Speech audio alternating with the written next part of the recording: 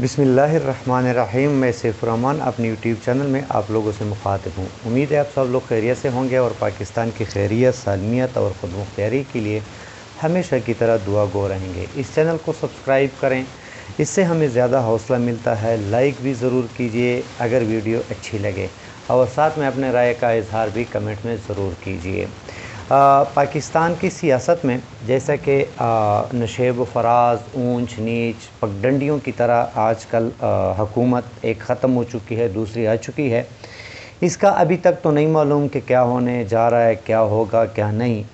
लेकिन वो कहते हैं ना कि अल्लाह को किसी ने देखा नहीं, लेकिन कुदरत से पता चलता है।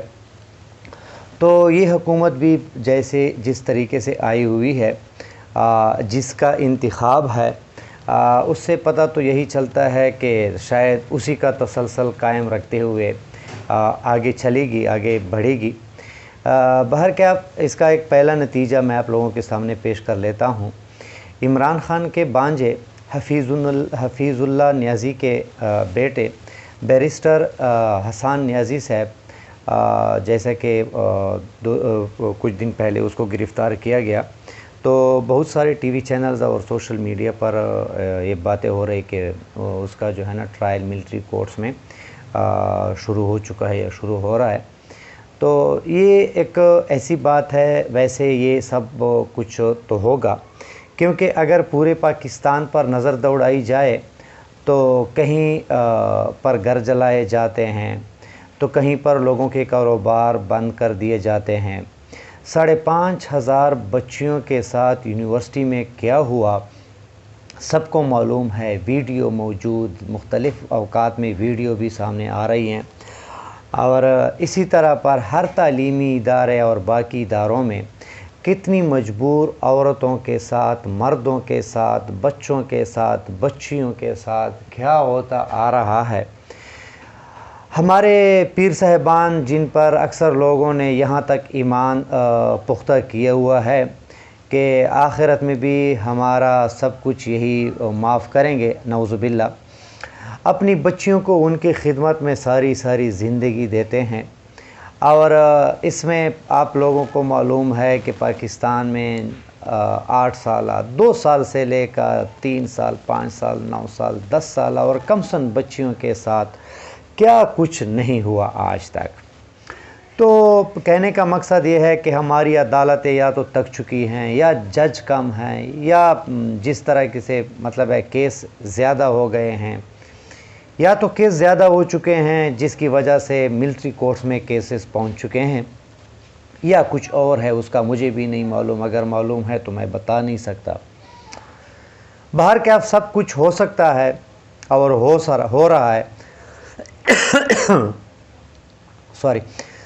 तो मैं बताने की कोशिश करूँ कि ये पहली मर्तबा नहीं हो रहा है। सब कुछ जब से पाकिस्तान बना है उस वक्त से ये सिलसिला चलता आ रहा है। क़ायद आज़म रहमतुल्लाह अलैह बीमार हुए और गाड़ी में फ्यूल ख़त्म हो चुके और उसकी मौत हो गई। लियाकत अली ख़ान, जुल्फ़कार अली भट्टू, यानी इन लोगों के साथ क्या कुछ नहीं हुआ। अब इमरान ख़ान के साथ जो कुछ हो रहा है, झूठे मुकदमात, तकरीबन पीडीएम की हुकूमत ने 200 कुछ कम बेश मुकदमात बना लिए और उन झूठे मुकदमात में बंदे सलासल किया। अब सबसे जो इन लोगों के साथ जो कुछ हुआ, अफसोस की बात तो है, इसमें तो शक नहीं है। लेकिन सबसे इससे बड़ी अफसोस जो है इसे वो आवाम की है। आवाम की खामोशी, आवाम खामोश है, चुप है, सोई हुई है। और ये भी बताता चलूँ कि न पहले जागने की कोशिश की है और न अब कोशिश कर रही है।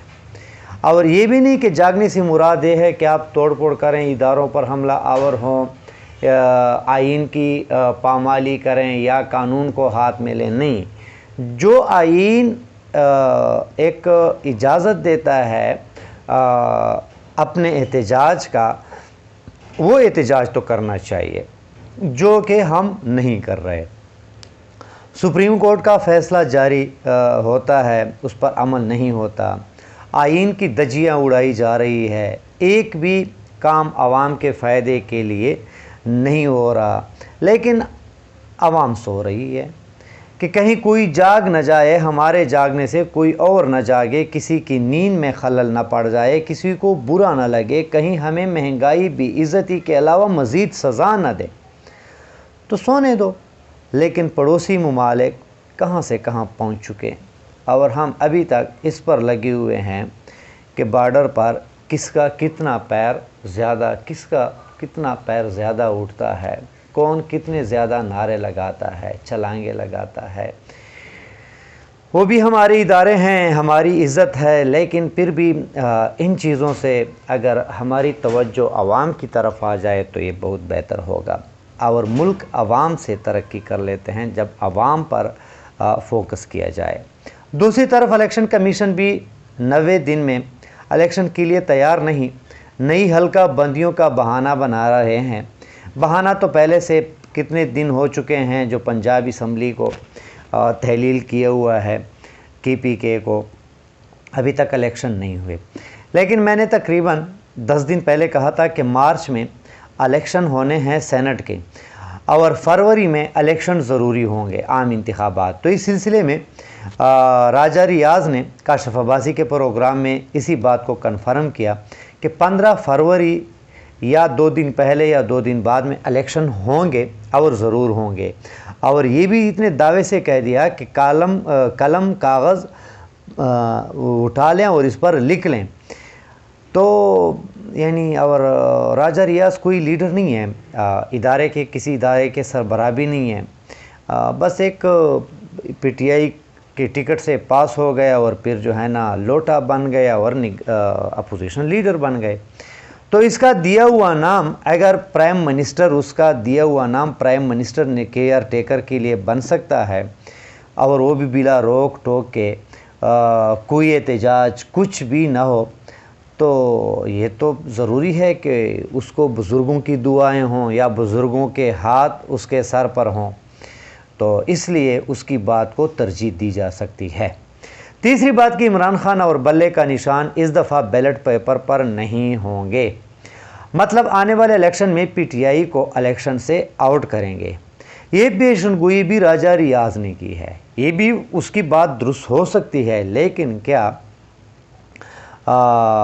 ऐसे इलेक्शन की इजाज़त अवाम दे पाएगी या ऐसे इलेक्शन की रिज़ल्ट पाकिस्तानी अवाम मान जाएगी या पूरी दुनिया में इस इलेक्शन को किस नज़र से देखा जाएगा, ये तो आने वाला वक्त बताएगा। यानी ये वो सवालात हैं जिसकी वजह से इलेक्शन में PTI को आउट करना और बैलेट पेपर पर बल्ले का निशान न होना मुश्किल है। ये बुज़ुर्गों का जो निगरान हुकूमत का, PDM का, इलेक्शन कमीशन का और सारी इदारों के लिए ये दाग जो है ना फिर धुलेगा नहीं अगर PTI को आउट किया या बैलेट पेपर से बल्ले का निशान गायब किया। तो बहरहाल ये तो है नामुमकिन, लेकिन आने वाला वक्त बताएगा, क्योंकि पाकिस्तान में कुछ भी हो सकता है, कुछ भी नामुमकिन नहीं। लेकिन मुमकिन को नामुमकिन और नामुमकिन को मुमकिन बनाना आवाम की ताकत से हो सकता है। आवाम जागती रही, आवाम जाग गई तो आवाम के फ़ायदे की, आवाम की भलाई के लिए फ़ैसले होंगे। उम्मीद है वीडियो आप लोगों को पसंद होगा। अपना ख्याल रखिए। चैनल का पाकिस्तान जिंदाबाद।